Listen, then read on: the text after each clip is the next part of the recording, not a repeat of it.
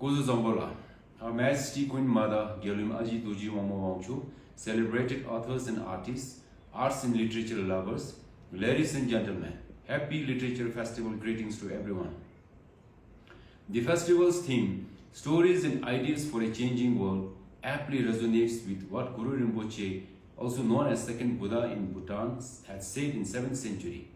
He said, "Time does not change, it is the human that change.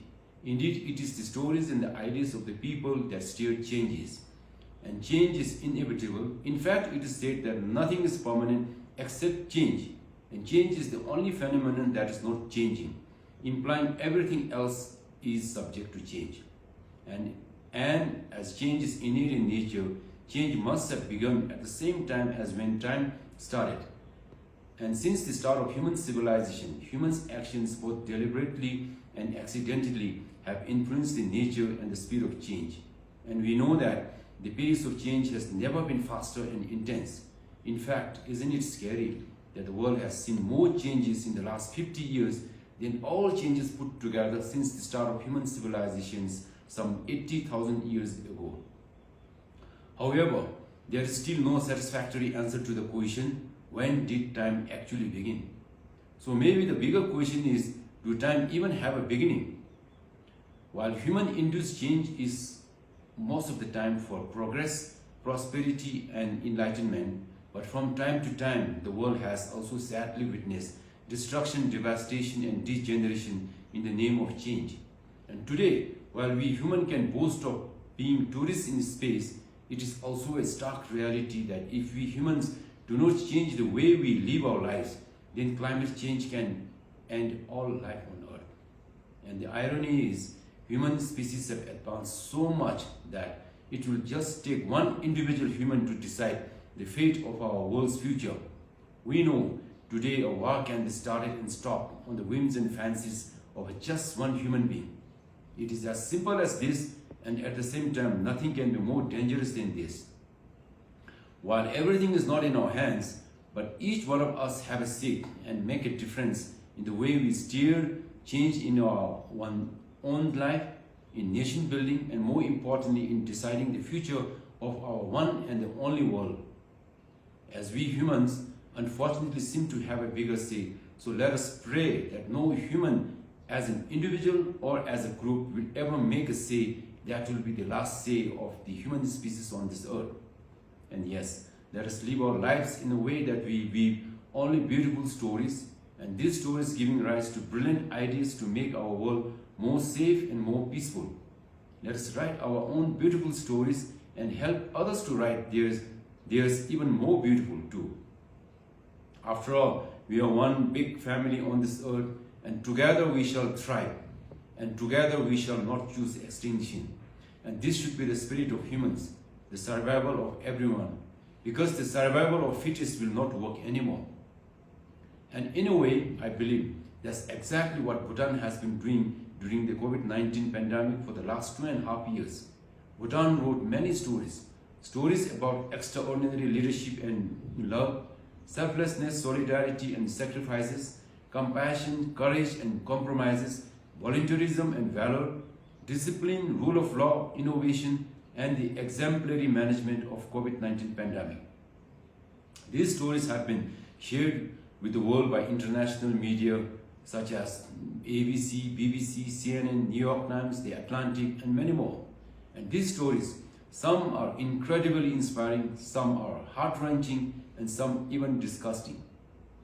And some of these stories will be forgotten, some sooner than later, while some will be remembered and retold again and again, inspiring and motivating generations after generations, like the stories and the ideas of Prince Siddhartha Gautama, who attained enlightenment and became Buddha some 2,500 years ago.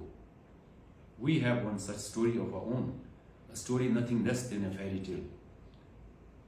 It is about our beloved king, His Majesty Tuk Gyalpo Jigme Kesar Namgyal Wangchu, who prayed for all of us at the very beginning of the COVID-19 pandemic. His Majesty the King said, I quote, "During this pandemic, my only priority is the well-being and happiness of our people, including those living abroad. With the blessing and protection of the guardian deities, we will all remain safe." unquote. A king who spent most of the last 2.5 years visiting nooks and corners of the country, giving solace and support to the people. A king who chose to be in the field with the frontliners, then in the palace to welcome the second prince.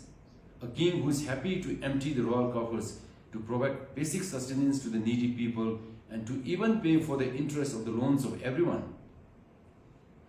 Echoing a similar admiration, Mrs. Kani Wignaraja, Assistant Secretary General of United Nations, during her virtual visit to Bhutan on March 12, 2021, said, I quote, "If only there were 193 avatars of His Majesty the King of Bhutan, the world would be a much better place." Unquote. Let me now conclude with few thoughts on our tourism vis-a-vis COVID-19. Yes, COVID-19 pandemic was harsh on tourism sector, but it also brought us a silver lining. It gave us the much needed time out for us to reimagine, revisit and reset our tourism. By 2019, just prior to COVID-19, we were already experiencing the ill effects of mass tourism resulting from our two tourism system. Our sites, infrastructures, services and culture and traditions were coming under pressure.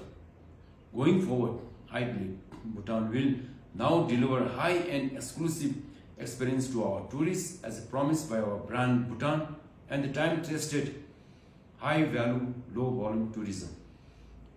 The good news is today our tourism model is being looked up to as a new tourism model by other destinations in response for the travelers' prioritizations of their personal health and well-being in the wake of coronavirus pandemic.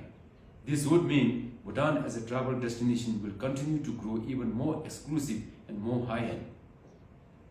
Tourism being a strategic and a valuable asset like any other natural resources for the country and people, it is critical that we harness the benefits for all, both present and future generations, in a sustainable manner which is acceptable to our society while strengthening rather than undermining our religion, our culture, tradition, nature and happiness. After all, happiness is a place. Thank you very much and Tashidale.